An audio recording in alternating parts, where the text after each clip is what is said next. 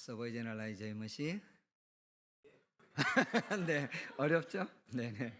아, 보통 네팔 나마스테는 혹시 아시나요? 네, 나마스테 많이 들어보셨죠? 네. 혹시 뭐 요가하러 다니신 건 아니시죠? 네, 네, 네팔에 있는 크리스찬들이 인사하는 것은 나마스테라고 하지 않고 그것은 인도 네팔 힌두인들이 하는 인사예요. 너의 안에 있는 신에게 내가 경배한다.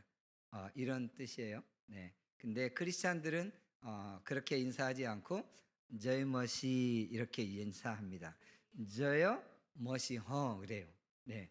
저요가 승리예요. 저요 멋이 허 그런데 그것이 메시아예요. 그래서 이것을 합해서 저이머시. 예. 그래서 이걸 더 빠르게 해서 저이머시 이렇게 저이머시 그래.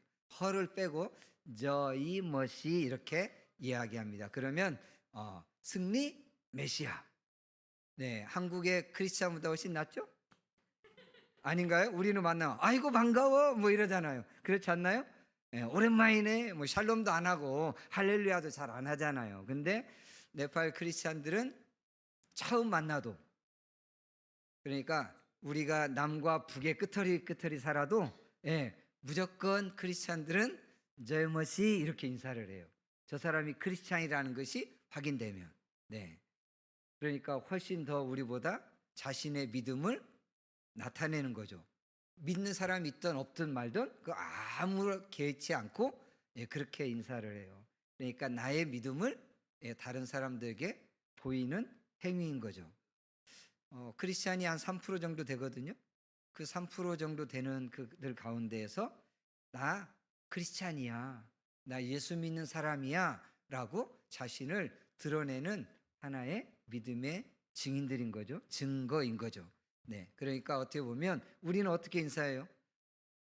믿는 사람들끼리 인사해도 안 믿는 사람들이 뭐라고 할까 봐서 약간 쪽팔릴까 봐서 부끄러울까 봐서 몰래 숨겨서 인사하고 그러잖아요. 그리고 교회 이야기 잘 안 하려고 하고, 교회 이야기 큰 소리 나서 다른 사람이 들으면 욕할까 봐 두려워하고. 여러분들은 아니시죠? 네, 감사해요. 네. 그래서 기쁜 소식이잖아요, 복음이. 네. 근데 복음이 진짜 기쁜 소식인데 이 기쁜 소식을 제일 안 좋아하는 사람들이 크리스찬이라는 거. 복음을 믿는 사람들이 이 기쁜 소식을 제일 안 좋아한다라는 것이 지금 시대의 가장 큰 문제 맞죠? 네. 여러분들 어떠세요? 지금 복음 집회 맞죠? 복음 때문에 여러분들 오신 거잖아요.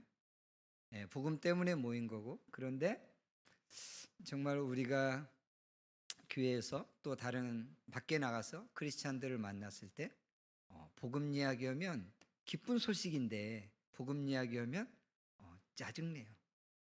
가끔은 화를 내요. 목사님이 화를 내요. 또 복음이야 또. 진리를 너무 많이 들려서 진리잖아요. 그죠? 아니에요? 보통 요즘 세대가 그래요. 진리를 너무 많이 들어서 진리인데요. 그래서 진리를 좀 그만 이야기하라는 거예요.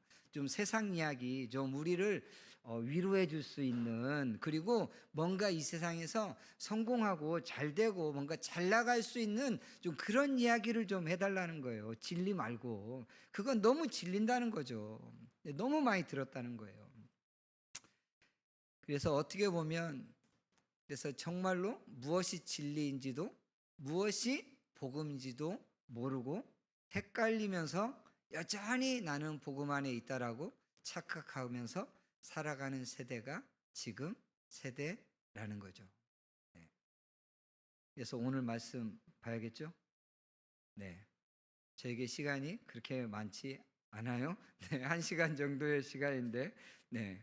뭐 언제 올지 모르잖아요. 또, 뭐 천국에서 만날지 언제 또 여기에 제가 주님의 부르심 때문에 여기에 한번 또 올지 그건 모르는 거라. 네. 자, 오늘 우리에게 허락하신 말씀이 갈라디아서 1장 4절에서 9절 말씀입니다. 네, 앞에 스크린에 있네요. 함께 맞춰서 한번 읽어볼까요? 시작. 그리스도께서 하나님 곧 우리 아버지의 뜻을 따라 이 악한 세대에서 우리를 건지시려고 우리 죄를 대속하기 위하여 자기 몸을 주셨으니 영광이 그에게 세세토록 있을지어다. 아멘. 그리스도의 은혜로 너희를 부르신 이를 이같이 속히 떠나 다른 복음을 따르는 것을 내가 이상하게 여기노라. 다른 복음은 없나니 다만 어떤 사람들이 너희를 교란하여 그리스도의 복음을 변하게 하려 함이라. 그러나 우리나 혹 하늘로부터 온 천사라도 우리가 너희에게 전한 복음 외에 다른 복음을 전하면 저주를 받을지어다. 우리가 전에 말하였거니와 내가 지금 다시 말하노니 만일 누구든지 너희가 받은 것 외에 다른 복음을 전하면 저주를 받을지어다. 아멘. 네. 저는 네팔 선교사라고 불리는 것보다 네팔리 선교사로 불리기를 원해요. 네.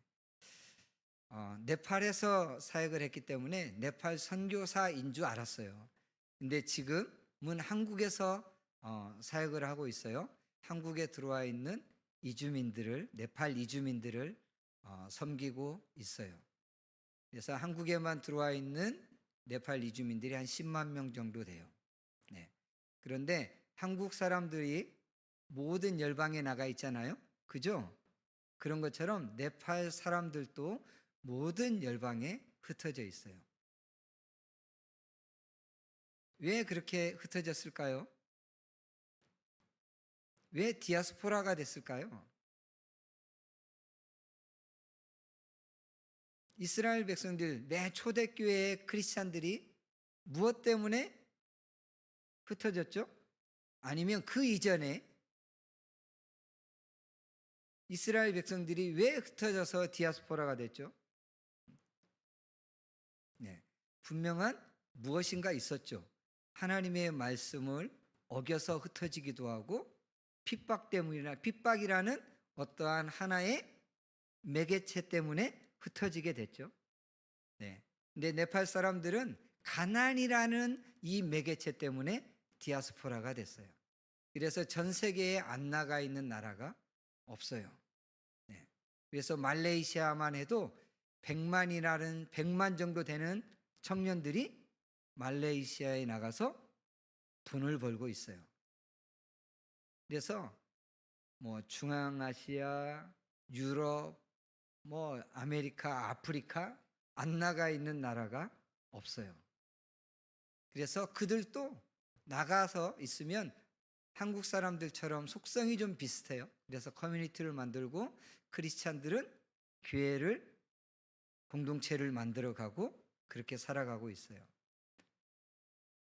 그래서 그들에게 정말 하나님이 우리에게 허락하신 복음을 전해야 되는데 그 복음을 전할 사람들이 너무나도 적다는 거예요.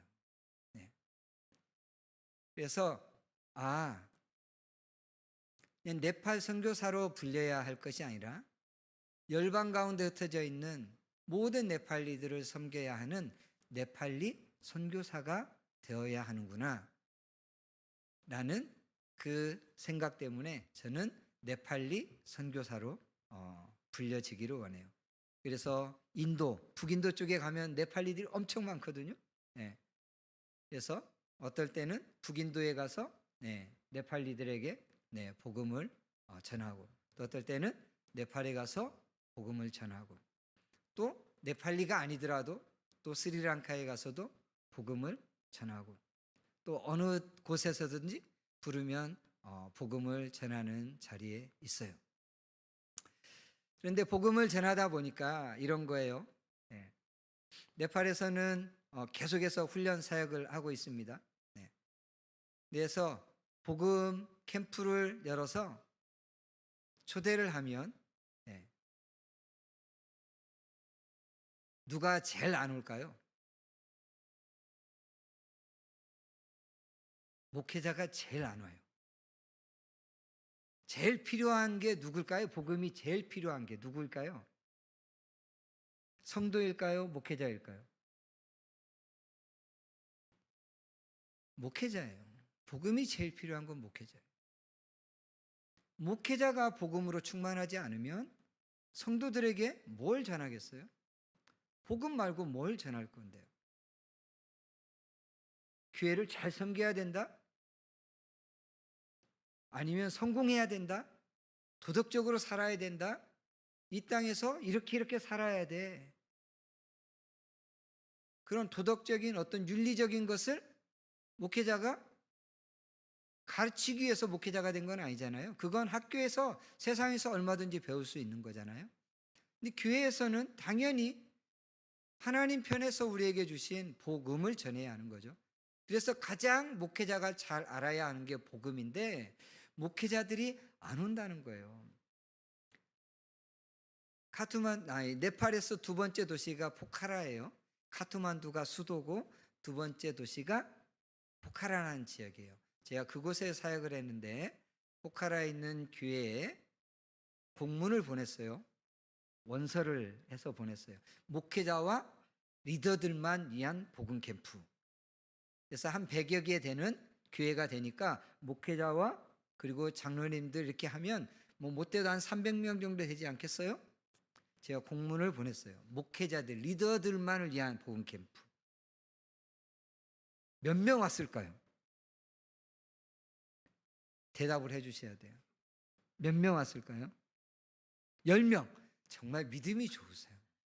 그 정도의 믿음은 돼야죠. 몇 명 왔을 것 같아요? 3명. 믿음을 좀 더 크게 쓰시지. 믿음이 별로 없으시네. 우리 자매님. 7명. 완전수 7? 네, 한 명도 안 왔습니다. 다른 지역에서 1박 2일 걸려서 오는 정말 유튜브에서 가장 험한 도로 이렇게 타이핑 치면 나오는 그런 산 꼴짜기에서 막 이 벼랑을 타고 집차 타고 벼랑을 타고 그 앞에 떨어지면 낭떠러지가 한 100m 진짜로 한 100m 150m 되는 그런 산골에서 오신 거죠. 근데 가까이에 사는 도시에서 한 분도 안 오셨어요. 그래서 물어봤어요. 다른 목회자에. 왜 안 오냐고. 왜 안 오냐고. 그랬더니 부에서 안 온대요. 부에서. 마음이 부에서. 가난하기는 치질이 가난해요. 근데 목회자 마음이 부하대요. 왜? NGO. 가난한 나라니까 NGO가 엄청 들어와 있어요. 그래서 NGO 단체하고 연결돼서 돈을 많이 받는 거죠. 뭔가 할 때 거기서부터 오는 돈을 받아서 쓰는 거죠. 호스텔을 운영하고 어디 교회에서 서포트를 많이 받아서 사용하고. 그래서 복음이 필요 없다라는 거죠. 안다라는 거죠. 나 복음 알아. 복음 아는데 무슨 복음 학교까지, 복음 캠프까지 가야 돼. 그래서 제가 일부러 평신도들에게 물어봤어요. 훈련에 참여한 평신도들에게. 그러면 제가 거기에다가 아이폰을 줄게요. 참여하신 모든 분들에게. 아이폰을 줄게요. 이렇게 광고를 해서 보내면 몇 명이 올까요? 물어봤어요. 몇 명이 올까요? 30명. 믿음을 좀 크게 쓰시라니까. 300명. 그랬더니 거기에 참여했던 모든 사람들이 다 올 거예요. 다 올 거예요. 그렇게 이야기한 거예요. 네. 그걸 본 모든 사람이 올 거라는 거예요.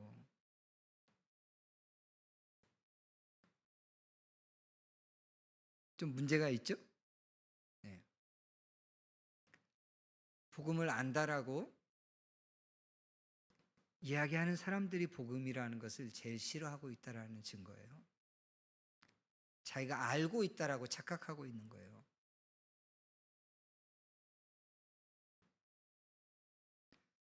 복음은 그렇게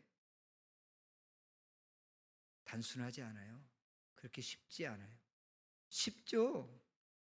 쉬워요. 근데 그 복음의 삶은 그렇게 또 쉽지만은 않아요. 나의 삶의 전부를 걸지 않으면 그 복음은 사라질 수도 없고 누릴 수도 없어요. 작년 11월이에요. 훈련에 참여한 사람들이 있었을 때 첫날에 아침에 이렇게 메시지를 전했어요. 주님이 허락하시지 않으면 이렇게 훈련에 참여한 것이 가능하지 않다. 여러분들의 발로, 여러분들의 의지로 이곳까지 온 것 같지만 주님이 허락하시지 않으면 여기까지 한 명도 올 수 있는 사람이 없었다. 그리고 지금 우리가 숨 쉬고 있는 거 주님이 허락하지 않으면 우리는 숨 한숨도 쉴 수 없는 존재다. 지금 주님이 너 숨 그만 쉬어 라고 말씀하시면 우리 그냥 여기서 다 끝나고 장사 지내야 된다. 그렇게 아침에 메시지를 전했어요. 그리고 점심을 먹고 강의가 시작되어졌는데 나이 30살이에요. 갑자기 앉아있던 사람이 거품을 물기 시작하고 쓰러졌어요. 처음에는 어떤 영적인 현상인 줄 알았어요. 근데 아무리 봐도 상태가 그런 것 같지 않았어요. 그래서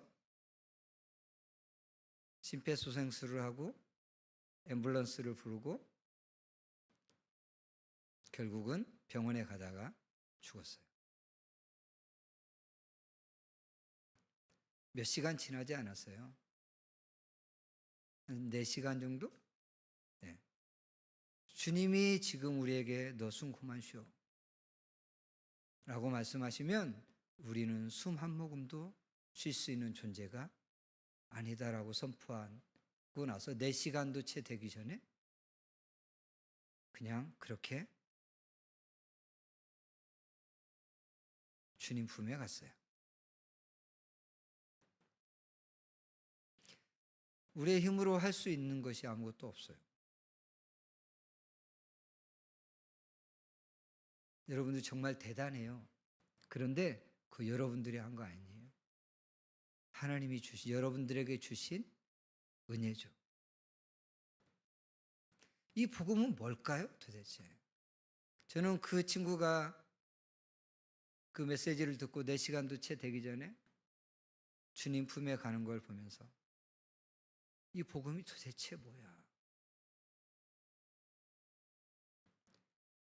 복음은 산소와 같은 거예요. 복음은 심폐소생술과 같은 거예요.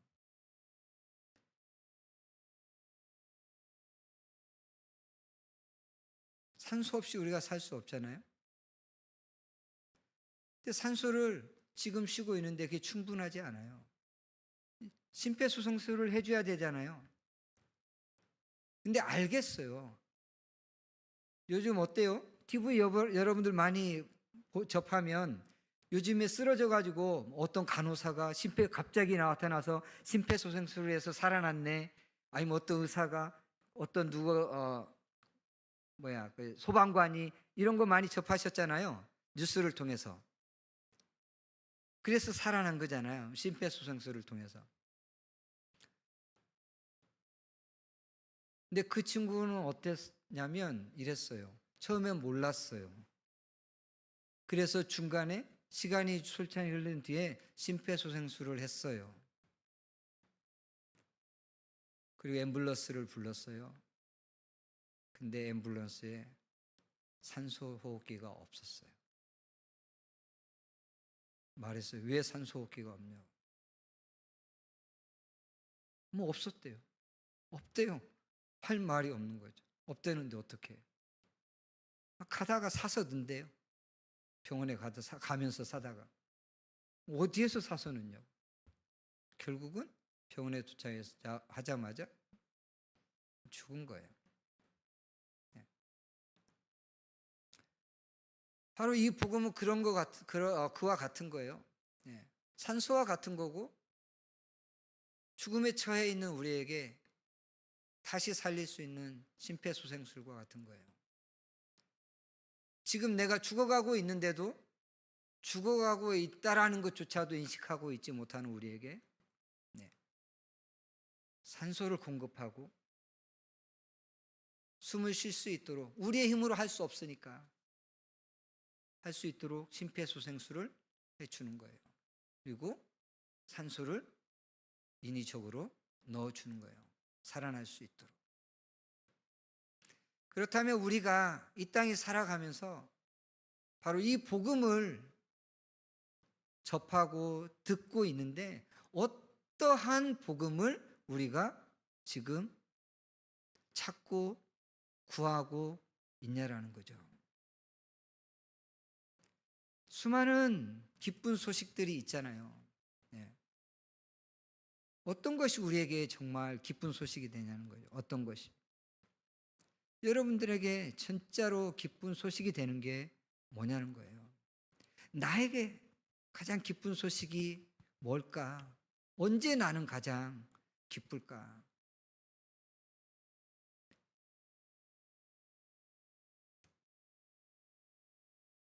내가 계획했던 거, 내가 생각했던 거, 그것이 이루어질 때, 성취되어질 때, 그때가 가장 기쁘죠. 그죠? 내가 생각하지 않았어요. 내가 계획하지 않았는데 이루어지는 건 별로 그렇게 기쁘지 않아요. 내가 계획하고 내가 원했던 것이 이루어졌을 때, 그것이 좋은 거든 나쁘거든 그거와 상관없이 내가 계획하고 내가 원했던 것이 이루어졌을 때 가장 기쁜 거예요. 근데 그것이 정말로 하나님이 원하시는 거와 맞냐 이거죠. 그것이 하나님이 원했던 거와 딱 맞았다면 너무나도 좋겠지만 그렇지 않고도 나는 기뻐하며 그것 때문에 기뻐하며 살아갈 수 있다라는 거죠. 그러면서 착각하면서 살아갈 수 있다라는 거죠. 그것이 정말 나에게 복음인 것처럼 하나님의 영광, 하나님의 나라가 이루어졌다라고 착각하면서 살아갈 수도 있다라는 거예요. 이 모임 또한 그렇게 될 수 있어요. 이 모임이 그렇게 될 수도 있어요. 사단은 진짜 교모예요. 막 부흥 해보세요. 이 자리가 막 가득 차가지고 부흥하면 어느 순간에 잘못하면 부흥이 나에게 복음이 될 수가 있다라는 거예요. 진짜 복음 되신 예수 그리스도 그분이 나에게 복음이 아니라 부흥이 복음이 될 수도 있다라는 거예요.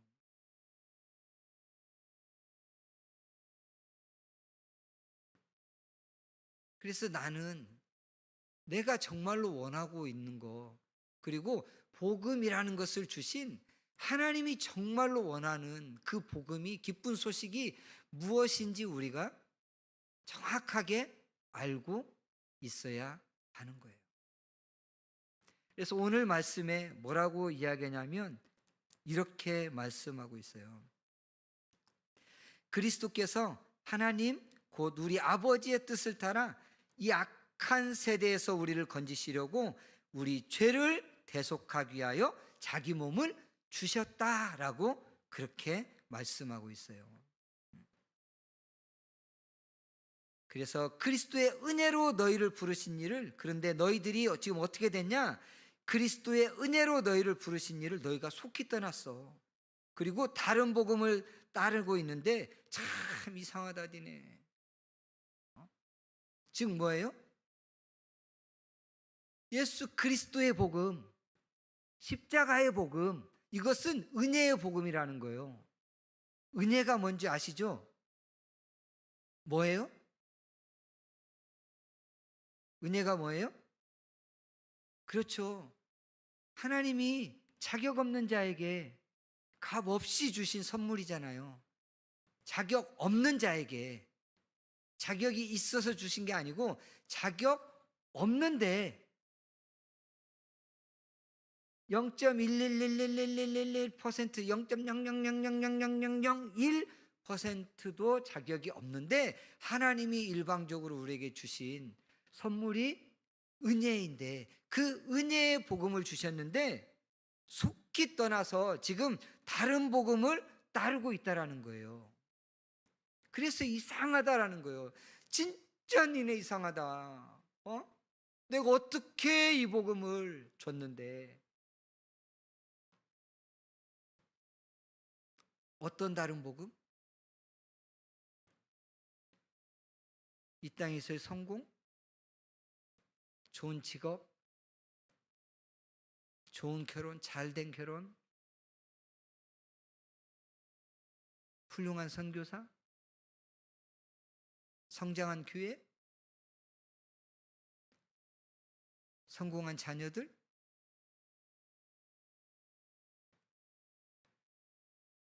어떤 복음을 지금 따르고 있냐는 거죠. 여기에서 말하고 있는 것은 믿음으로 얻는 구원 말고 그래도 할례를 행해야 돼. 율법을 지켜야 돼. 지금 그 이야기를 하고 있지만 이 세대에 비추어 봤을 때 우리가 지금 따르고 있는 그 다른 복음이 뭐냐는 거예요. 어떤 복음을 우리는 따르고 있냐는 거예요.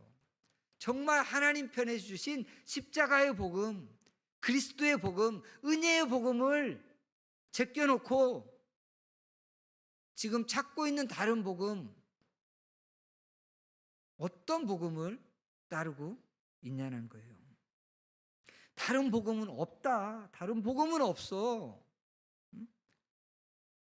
오직 그리스도의 복음밖에 없어. 십자가의 복음밖에 없어. 은혜의 복음밖에 없어라고 말씀하고 있는 거예요. 그래서 다른 복음은 없나니 다만 어떤 사람들이 너희를 교란하여 그리스도의 복음을 변하게 하려 한다.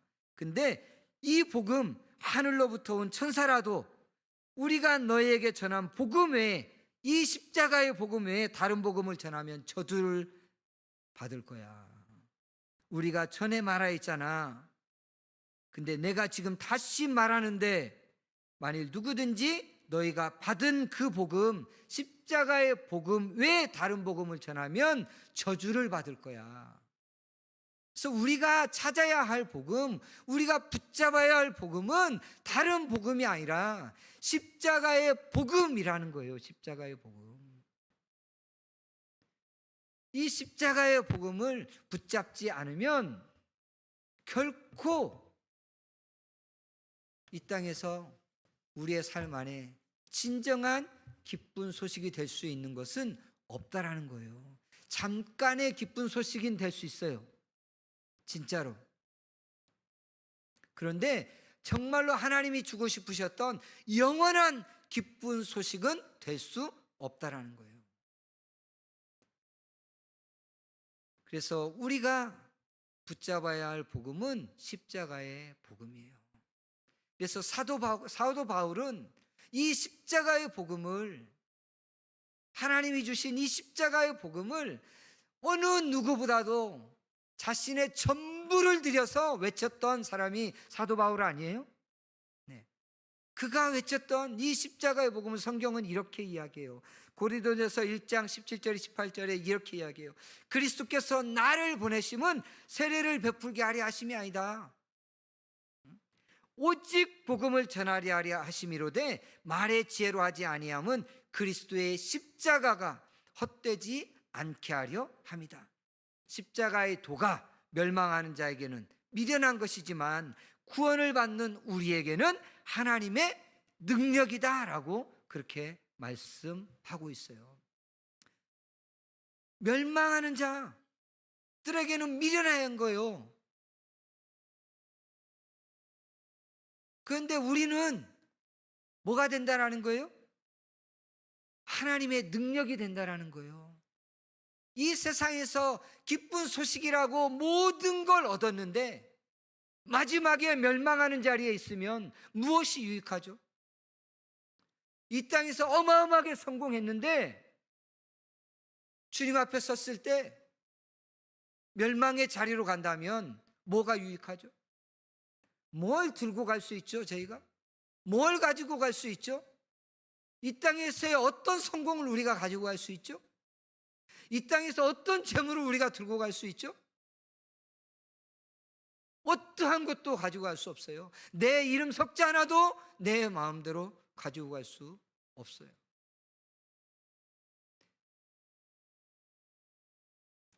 그래서 유대인들은 표적을 구해요. 모세가 행했던 그 표적 보여달라는 거예요. 헬라인들은 지혜를 구해요. 뭔가 새로운 지식, 그 새로운 지식으로 얻는 기쁨이 얼마나 큰 줄 아세요? 목사들이 더 그래요. 어떤 말씀을 읽다가 하나 깨닫는 그 진리의 말씀, 깊은 그 말씀을 깨닫고 나면 이 말씀 내가 깨달았어. 그 기쁨 때문에 잠을 이룰 수가 없어요. 여러분들 말씀 읽다가 그런 기쁨을 누려본 적 없어요? 없어요? 심각한데 있어야 돼요. 근데 그 깨달음에 취해서 교만해진단 말이에요. 아, 하나님이 나만.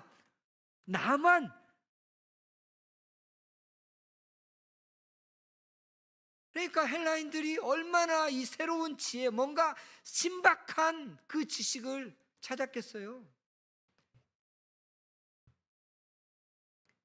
그래서 이야기하죠. 그런데 사도 바울은 와서 지금 뭘 이야기하냐면 다른 걸 이야기하잖아요.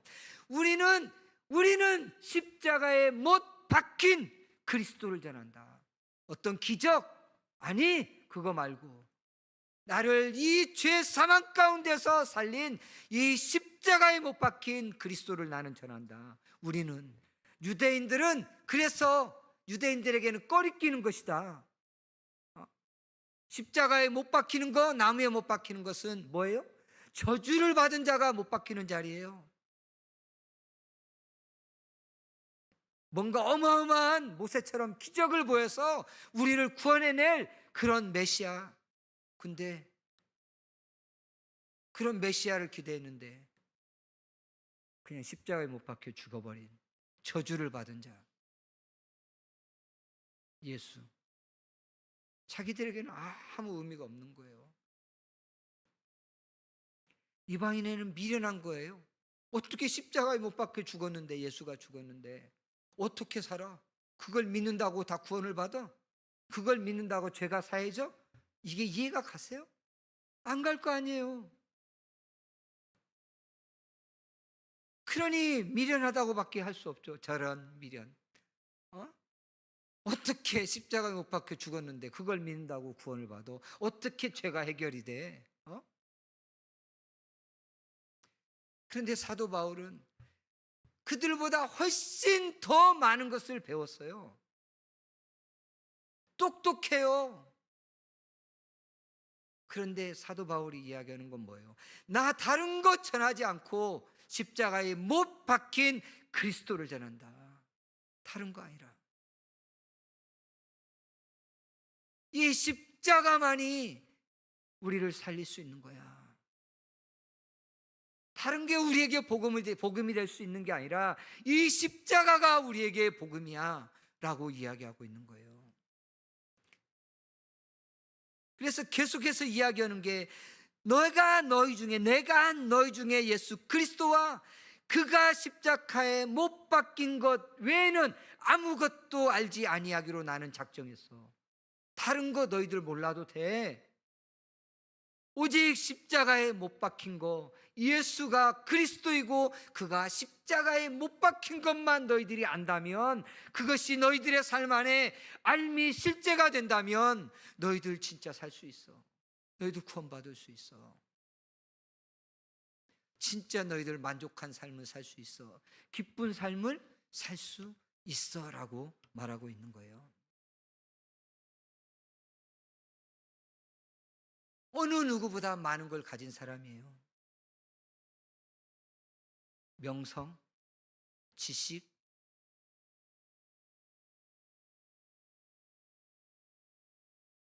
그럼에도 불구하고 그가 자랑하는 건 십자가밖에 없다라고 이야기해요. 우리는 뭘 자랑하죠? 나는 지금 뭘 자랑하고 있는 거죠? 십자가 말고 다른 걸 자랑하는 거에 의미가 없어요. 교회를 자랑하는 것도, 우리 목사님을 자랑하는 것도, 알면 우리가 얼마나 잘 나가고 있는 것도 하나님 앞에는 의미가 없는 거예요. 오직 십자가만을 자랑하라고 이야기하고 있는 거예요. 그래서 갈라디아서 6장 14절에 이렇게 이야기해요. 내게는 우리 주 예수 그리스도의 십자가 외에 결코 자랑할 것이 없다. 그리스도로 말미암아 세상이 나를 대하여 십자가에 못 박히고 내가 또한 세상에 대하여 그러하다. 나 이 세상에 대하여 죽었어. 이 세상에서, 이 세상을 통해서 얻어야 할 것, 내가 취해야 할 것, 이 세상에서 내가 높아지는 거, 아니 나 끝났어. 그런 나는 없어. 이 세상에서 잘 나가는 거, 그런 나는 죽었어. 나는 오직 십자가만을 자랑할 거야. 그는 그렇게 고백하고 있는 거예요. 즉 이 십자가는 뭐예요? 이 십자가는 예수님 홀로, 2000년 전에 예수님 홀로 죽은 십자가가 아니라는 거예요. 예수님 홀로 죽은 십자가이면 안 되는 거예요.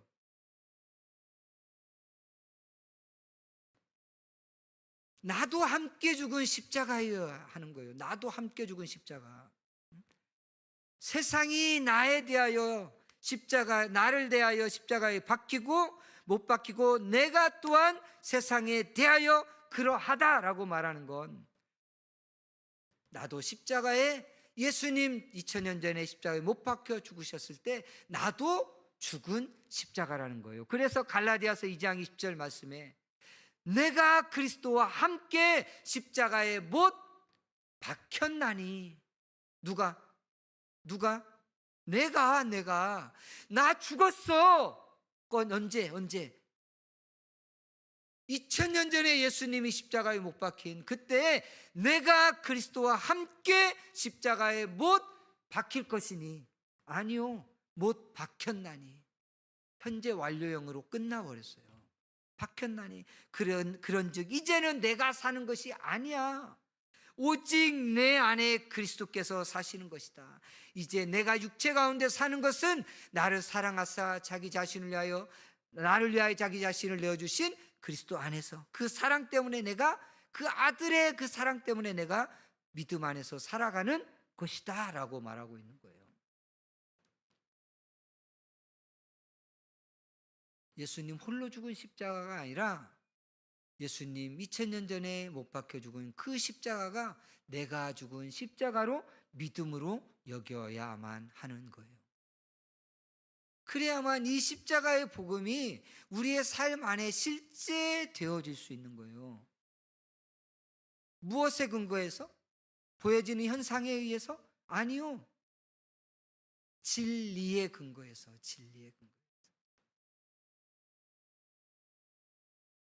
여러분들 죽으셨어요? 예수 그리스도와 함께 죽으셨어요? 아니 진짜로 죽었나? 가끔 살아나던데.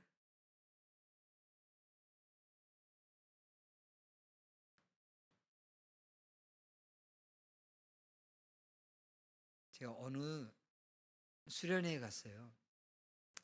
선교사로 있을 때 잠깐 나왔는데 어떤 권사님이 초대해서, 큰 좀 대형 교회인데 거기에 가는데 강사 목사님이 오셔서 설교하셨어요.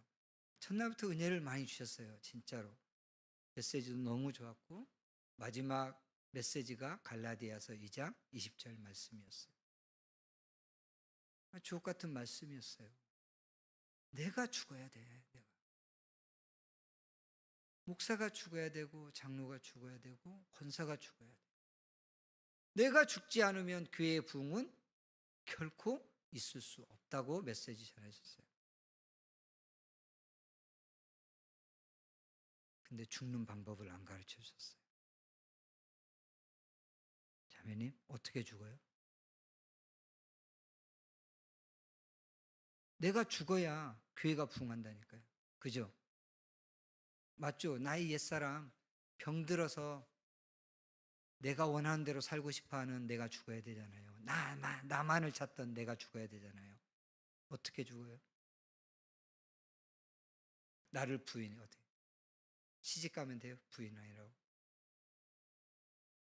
어떻게 부인할 건데요? 아니요, 안 돼, 안 돼. 나는 안 돼. 이렇게 부인하면 부인이 되어져요? 어떻게 죽어야 돼요, 형제님? 십자가를 져요?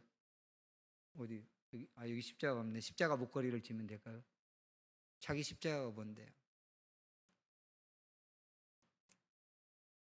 이 진리를 명확하게 아시는 분들이 많지 않다라는 게 문제예요. 그리고 어느 누구도 가르쳐 주지 않는다는 거예요. 왜? 나도 모르니까. 어떻게 죽는지를. 그래서 자기 힘대로 죽으려고 애를 쓰는 거예요. 근데 죽어지지 않는 거죠.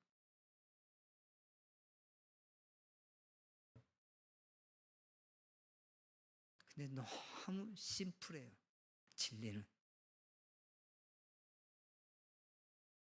진리는 결코 언제든지 결코 변하지 않는 게 진리예요.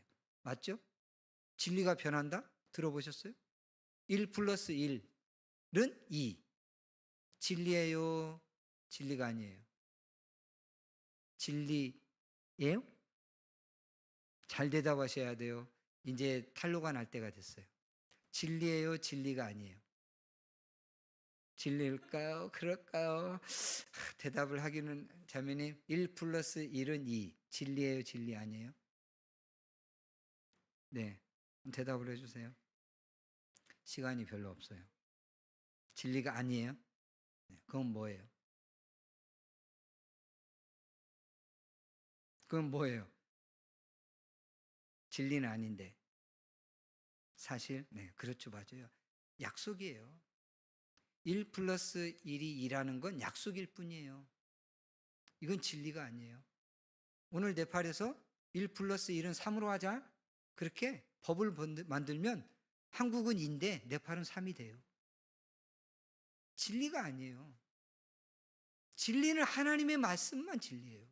결코 변하지 않는, 언제든지 무슨 일이 있어도 변하지 않는 그것만 진리예요. 그러면 오늘 진리가 이게 진리 아니에요? 하나님의 말씀. 이거 외에 다른 게 진리가 어디 있어요? 근데 오늘 뭐라고 얘기했어요? 내가 뭐라고요? 그리스도와 함께 십자가에 못 박힐 것이니, 박히고 싶으니, 아니 박혔나니, 아멘? 박혔나니. 미래예요? 끝난 거예요? 끝난 거예요. 내가 죽어야 하는 내가, 지옥 가야 할 내가, 나만을 위해 살았던 내가 그리스도와 함께 2000년 전에 그리스도와 함께 십자가에 못 박혔나니, 그런즉 이제는 내가 사는 것이 아니라 내 안에 누가요? 그리스도께서 사시는 것이다. 그러니까 죽었어요? 살았어요? 죽었어요. 아멘. 나 죽었다고요. 나만을 위해 살던 나는 죽었다고. 이미 언제? 예수님 죽으셨던 그때. 이 죽었다라는 진리를 믿어야 돼요. 살아있는 것처럼 가끔 막 나타나잖아요. 근데 아니요, 그걸 믿지 말고 진리를 믿으시라고. 진리를. 그런즉 이제는 내가 사는 것이 아니라 내 안에 그리스도께서 사시는 것이다. 그러니까 우리는 뭘로 살아요? 믿음으로 사는 거예요. 오직 의인은 믿음으로 말미암아 살리람과 같으니라. 진리를 믿는 거예요. 나 죽었다고요. 내 마음대로 살던 나는 죽었어요. 병들어 있던 나는 죽었어요.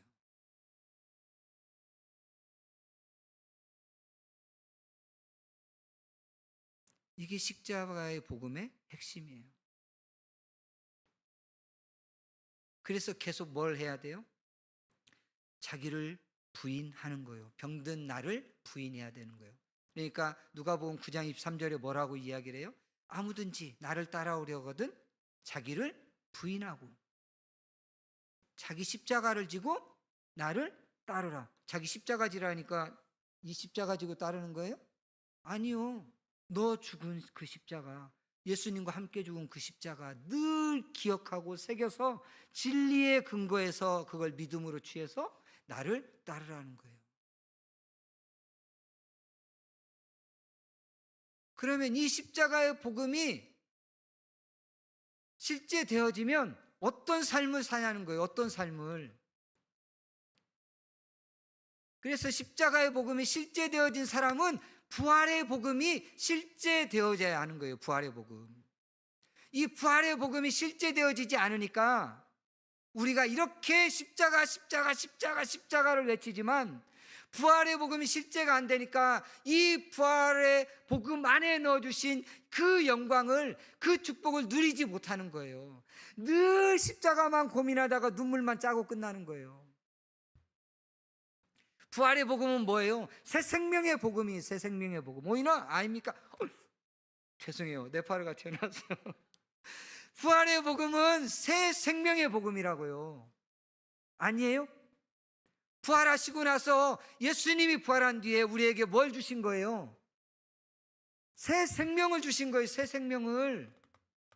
근데 새 생명을 주셨는데 그 새 생명을 누리지 못하고 있다라는 것이 문제인 거예요. 누리면서 살아가야 되는데. 뭐라고 해요? 성경이 로마서 6장이 이렇게 이야기해요. 무릇 그리스도 예수와 합하여 세례를 받은 우리는 그의 죽으심과 합하여 세례를 받은 줄 알지 못하느냐?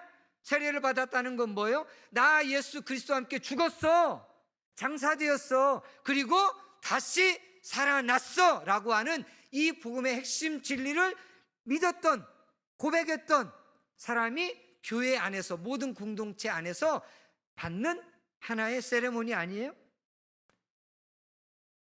그러니까 나 예수 그리스도와 함께 죽었고 장사되어졌고 다시 살아났어 라고 말하는 이 복음의, 십자가의 복음의 진리를 고백한 그가, 우리가 그의 죽으심과 합하여 세례를 받음으로 그와 함께 장사되었나니 이는 아버지의 영광으로 말미암아 그리스도를 죽은 자 가운데서 살리심과 같이 우리로 또한 새 생명 가운데서 행하게 하려 함이라.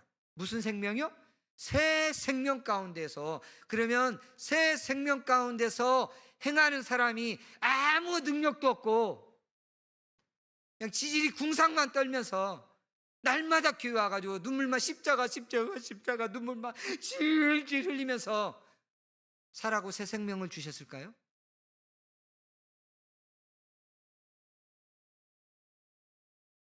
이 새 생명의 삶은 승리하는 삶이에요. 승리하는 삶.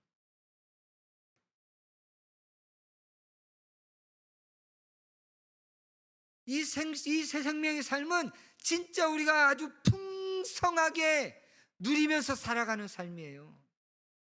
능력을 받아서 살아가는 삶이에요. 평안을 누리면서 살아갈 수 있는 삶이에요. 거룩한 삶을 살아갈 수 있는 삶이에요. 왜 승리를 못하죠? 어떠세요? 이번 주 한 주간 어떠셨어요? 승리한 삶을 사셨어요?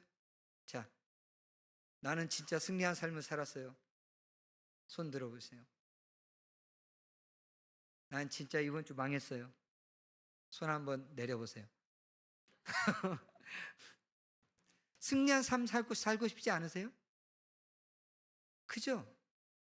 저도 어느 때는 승리하는데 어떤 사단의 유혹 앞에 한순간 믿음을 쓰지 않으면 자빠져요.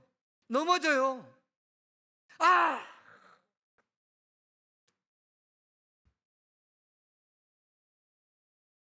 그래서 복음의 핵심 진리를, 이 십자가의 복음의 진리를 내가 알지 못하면 이 승리한 삶을 살 수가 없는 거예요. 복음의 진리를 알지 못하면 아는 만큼 믿을 수 있고 믿는 만큼 누릴 수 있는 거예요. 먼저는 그래서 진리가 뭔지를 알아야 되는 거고, 복음이 뭔지를 알아야 되고, 어떤 복음인지를 알아야 되고, 그리고 그 다음에는 그걸 누리기 위해서 정말로 진리 안에서 치열하게 싸워야 하는 거예요. 누가 이길 수 있는 거예요? 예수가 하나님의 아들이신 것을, 그리스도 있는 것을 믿는 자가 아니면 누가 이길 수 있냐고 요한 1서에서 말씀하고 있잖아요. 그분이 누구인지를 알아야 하는 거예요. 그분이 하나님의 아들이시고 그분이 그리스도시라는 거예요. 그분이 승리하셨잖아요. 십자가에서 승리하셨잖아요. 그런데 그분이 내 안에 계시는데 우리가 왜 승리하는 삶을 못 살죠? 못 사는 능력이 우리에게 있나요? 아니요, 살 수 있는 능력이 우리에게 있는 거예요. 그러면 어떻게 진리의 근거에서 그 말씀을 붙들고 한 걸음 한 걸음 나아가는 거예요. 왜 우리에게 능력을, 성령이 너에게 임하시면 너희가 권능을 받고, 성령이 여러분들에게 임하셨어요? 안 임하셨어요? 헷갈리세요? 아직도? 예수를 주라고 고백하는 모든 자에게 성령이 임하신 거예요. 성령이 아니고서는 예수를 주라고 고백할 수가 없어요. 성령이 너에게 임하시면 너희가 권능을 받고. 아니에요? 왜 권능을 두시죠? 자기 마음대로 그걸 사용하라고? 아니잖아요. 증인되라고. 예전에는 도망가던 자였는데, 예전에는 쪽팔려서 부끄러워서 복음 전하지를 못해서 도망다니던 자였는데, 이제 성령을 받고 나니까 이 복음을 전하지 않고서는 견딜 수 없는 증인되라고. 왜 우리 안에 평안이 없죠? 너희들 왜 이렇게 근심이 많아? 이 세상에 뭘 먹고 살지, 뭘 입어야 할지, 어떻게, 뭘 마셔야 할지 세상 고민 때문에 죽을 지경이잖아요. 지금 제가 죽을 지경이에요. 예. 제 아들놈들 두 놈이 쌍둥이인데 군대를 갔는데 지금 죽을 지경이에요.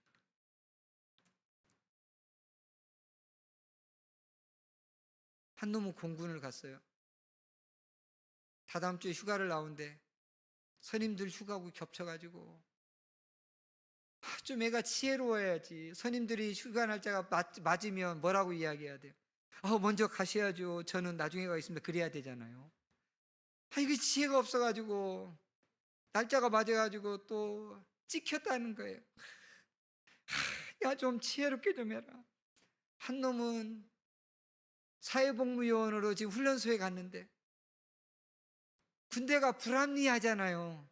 근데 그걸 못 참는 놈이야, 요 놈이. 미쳐가지고 막 전화를 주일날 오후에 해가지고 막 미치겠다라는 거예요. 나 여기 다 죽이고 나오고 싶다라는 거예요. 깜빵을 가겠다고 막 지금 저를 협박하고 있는 거예요. 막 이제 4일 남았는데 막 엊그저께 들었죠? 뉴스 보셨어요? 화생방어로 가는 훈련생이 욕 안 맞았다가 퇴소당했잖아요. 그 놈이 내 아들하고 똑같은 놈이라니까. 지금 상황이 막 고민이 되는 거야. 이놈이 이러다가 욕해가지고 쫓겨나는 건 아니야. 막 마음 안에 평안이 없어. 평안이. 어떻게 해야 돼? 어떻게? 제가 해야 될 게 뭐예요? 할 수 있는 게 뭐예요? 주님을, 말씀을 붙드는 것밖에 없잖아요. 주님처럼. 아니에요? 제가 뭘 붙잡겠어요? 제가 부대로 훈련소로 쫓아가가지고 뭐라고 하겠어요? 뭘 어떻게 하겠어요? 할 수 있는 게 아무것도 없어요. 할 수 있는 게. 그런 거죠. 이 세상에서 우리가 뭘 할 수 있겠어요? 그런데 감사함으로 하나님께 구하면 그분이 우리 안에 진정한 평안을 허락하시는 거죠. 그러니까 이 모든 것이 바로 이 부활의 복음이 실제 되어야만 이 부활 생명을, 새 생명을 마음껏 누리면서 살아갈 수 있다라는 거예요. 죄에 대하여는 죽은 자고 하나님께 대하여는 산 자로 여겨야만 하는 거예요. 그래서 버려야 할 것이 있으면 버리기로 결정을 하시고 믿음으로, 분노하던 나는 죽었어. 용서하지 못하던 나는 죽었어. 사랑하지 못하는 나는 죽었어. 음란한 나는 죽었어. 이 세상의 것을 나의 기쁜 소식으로 여기고 살았던 나는 죽었어. 그리고 나의 삶을 하나님을 위하여 드리는 삶으로, 하나님에 대하여서는 산 자로 나의 삶을 온전히 드릴 때 하나님이 하나님을 일을 하시는 거예요. 두려우세요? 뭐가 그렇게 두려우세요? 선교사로 들인 지 13년 됐어요. 네팔에 나갈 때 선교비 15만 원, 5식구 15만 원 책정돼서 나갔어요. 자랑이 아니라 하나님이 어떤 분이신지를 이야기하고 있는 거예요. 근데 5만 원 보내시겠다고 하는 권사님이 제 통장 넘버를 잃어버렸어요. 아주 한 번도 보내지 않으셨어요. 그러면 5명 선교사가 외국에서 10만 원 후원받아서 살 수 있어요? 지금 13년째인데 한 번도 하나님이 굶기지 않으시고 지금까지 먹이시고 입히시고 계세요. 어디 교회 가서 우리 후원 좀 해주세요. 한 번도 구하지 않았어요. 하나님 그런 분이세요. 제가 인맥이 좋아서 그랬을 거라고요? 아니요. 저 인맥 하나도 없었어요. 왜? 늦게 신학교를 가서 신대원 졸업하고 신대원 졸업도 다 안 하고 한 달 반 남겨놓고 선교지로 나왔거든요. 저희 교수님들, 신학교 동기들 다 이렇게 이야기했어요. 누가 후원하는데? 후원하는 데 있어? 아니, 없어. 한 군데도 없었어요. 근데 하나님이 부르셨어. 부르신 분이 채워주실 거야. 그 고백 한마디 하고 갔어요. 근데 지금까지 한 번도 하나님 부족하게 하지 않으시고 입히시고 먹이시고 하셨어요. 지금도 똑같아요. 한국에 들어와서 이주민 선교하니까 선교비가 뚝뚝뚝뚝 떨어져요. 왜? 이주민 선교하는 선교사는 선교사로 취급을 안 해요. 해외에 나가 있어야 돼요. 그래서 어디서 부르지도 않아요. 근다고 해서 일을 할 수 있냐? 일하지도 못해요. 왜? 이 친구들이 언제 병원을 갈지 몰라요. 그리고 언제 어느 때 부를지도 몰라요. 같이 가야 돼요. 그래서 이 십자가의 복음과 부활의 복음이 실제되어지면 그 사람이, 그 그리스도인이 원하는 복음이 한 가지 있어요. 진짜 우리에게 기쁜 소식이 되는 그거 뭘까요? 그 기쁜 소식 바로 재림의 복음이에요. 이거보다 더 큰 기쁜 소식은 이 땅에 존재하지 않아요. 왜 예수님을 믿으세요? 그 주님 만나고 싶어서 그런 거 아니에요? 천국 가야잖아요. 그거보다 더 큰 기쁜 소식이 어디 있어요? 있어요? 천국 가는 그 기쁜 소식보다 더 큰 기쁜 소식이 있냐고요? 없어요? 이 땅에는 어떤 기쁜 소식보다 진짜 우리가 천국 가는 그 기쁜 소식보다 더 기쁜 소식은 없어요. 재림의 복음이에요. 하나님 편에서 약속하셨어요. 내가 다시 오겠다고. 내가 다시 오겠다고. 시간이 없어서 다 성경 말씀을 찾지 못해요. 내가 다시 오겠다고. 그리고 우리에게 부탁하셨어요. 주님이 가. 제발 좀 가. 제발 좀 가. 가서 좀 복음을 전해줘. 세례를 줘. 제자를 만들어.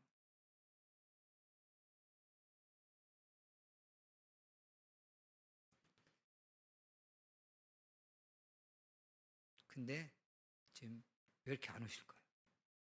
내가 진실로 가짜로가 아니라 내가 속히 올게, 좀만 참아, 이렇게 말씀하지 않고 진실로 속히 오리라 라고 말씀하셨는데 2000년이 지났어요. 속히 오시겠댔어요. 완전 뻥쟁이에요, 뻥쟁이. 그죠? 자매님, 뻥쟁이 예수님 맞잖아요. 그러면 자매님은 속히, 엄마가 잖아요. 야, 속히 갈게. 몇 분 있다 오셔야 속히 오는 거예요. 어? 달라요? 뭐가 달라요? 속히 오시겠다고 그랬는데.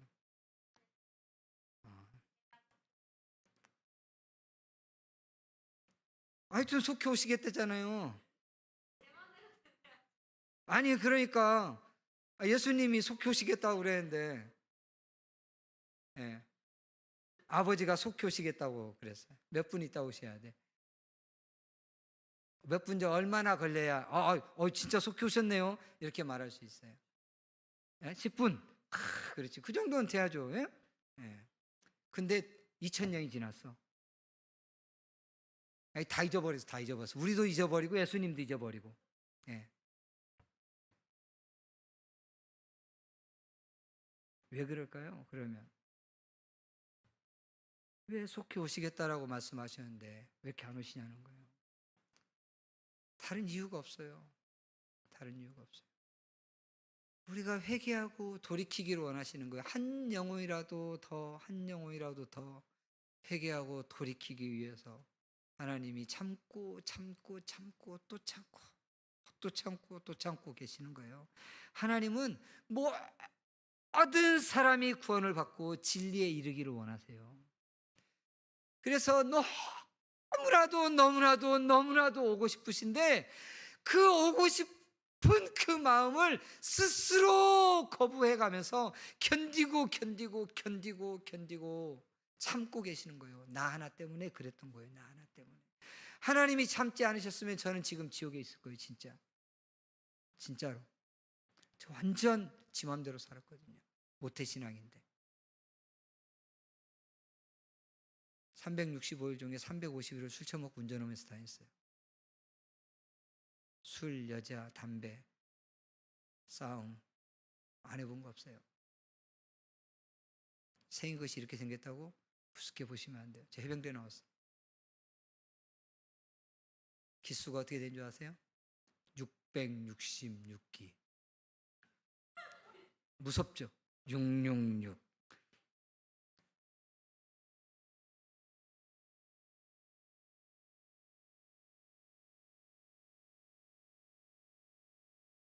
근데 저 같은 걸 살리시려고 하나님이 참으셨던 거예요. 저 같은 걸 위해서 참으시고 선교사를 만드신 거예요. 진짜로 자격 없는 자.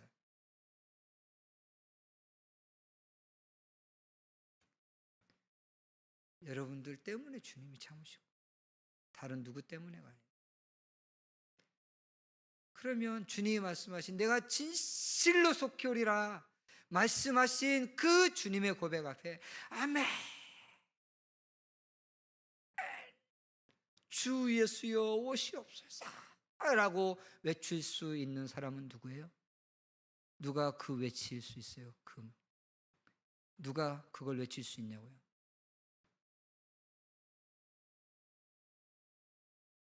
준비되어져 있는 사람 말고는 그 외침을 외칠 수 있는 사람은 없어요. 재림의 복음을 사모하면서 십자가의 복음과 부활의 복음이 실제되어져서 주님 오시는 그 날이 나에게 정말 기쁜 소식, 소망의 날이 되어서 준비하고 있는 그 사람만 아멘.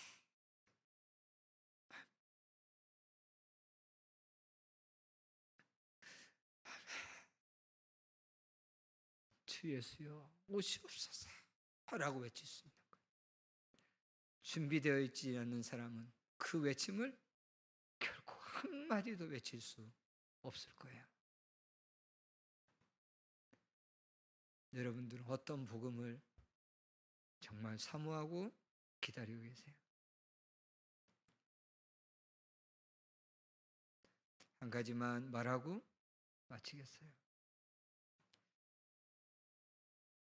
한국에 들어와서 이주민 선교를 결정할 때 이랬어요. 화성에 있는 친구들을 만나러 갔어요. 목자가 없다고, 목자를 찾고 있다고 그들을 만나고, 그들을 몇 번 만나고 나서 이주민 선교를 결정하고 제가 전주에서 1년 동안 왔다 갔다 했어요. 그들에게 그래 함께 하자 라고 이야기를 하고 돌아간 차 속에서 제 마음 안에 어마어마한 후회가 밀려왔어요. 미쳤지 내가. 왜 내가 이주민 선교를 한다고 그랬지? 미쳤지. 지금이라도 돌아가서 안 한다고 이야기할까? 왜? 이주민 선교를 하는 것이 얼마나 힘든지를 알거든요. 선교비 뚝뚝 떨어지는 것도 봤고요. 진짜 완전 맨 땅에 헤딩하듯이 해야 하는 게 이주민 선교예요.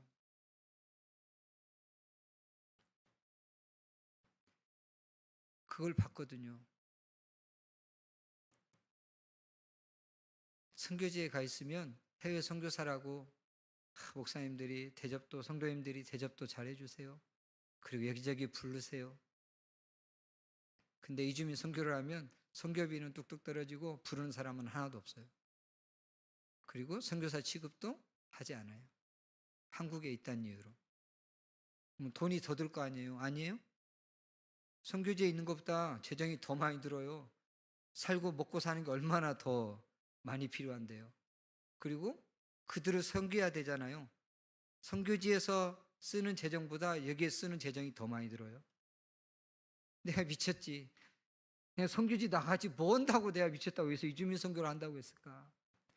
막 진짜 속에서 돌아갈까? 어떡하지? 다시 가서 못 한다고 할까? 그만하자고 할까?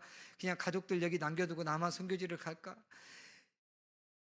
뭐 한 30분 동안 이 머릿속에서 막 어찌할 수 없는 이 고민이 막, 예. 그때 하나님이 저에게 주신 마음이 이거였어요.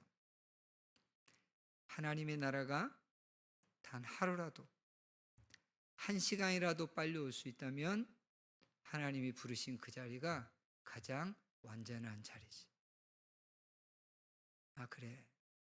이주민 선교를 통해서 내가 선교지에 있는 것보다 하나님의 나라가 한 시간, 하루라도 빨리 올 수 있다면 그 자리가 하나님이 부르신 가장 안전하고 완전한 자리지.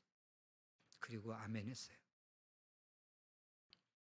그리고 나서 제 마음 안에 있었던 걱정과 염려는 다 날아가고 1년 동안 전주에서 매주 화성까지 왔다 갔다 하면서 한 번도 밤 늦게 12시 넘어서 집에를 돌아가도 한 번도 피곤한 적 없고 한 번도 입으로 불평한 적 없어요. 진짜 감사함으로, 기쁨으로 다녔어요. 왜? 다른 것이 아니라 주님 모시는 그 날이 하루라도, 한 시간이라도 빨리 올 수 있다면 저는 너무나도 그 자리가 감사하고 충분했으니까요. 여러분들은 어떠세요? 어떤 복음을 정말 사모하고 계세요?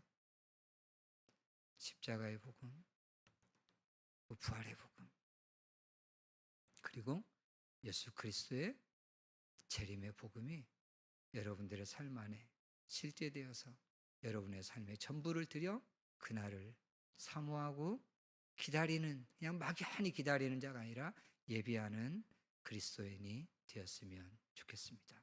기도하겠습니다. 하나님 감사합니다.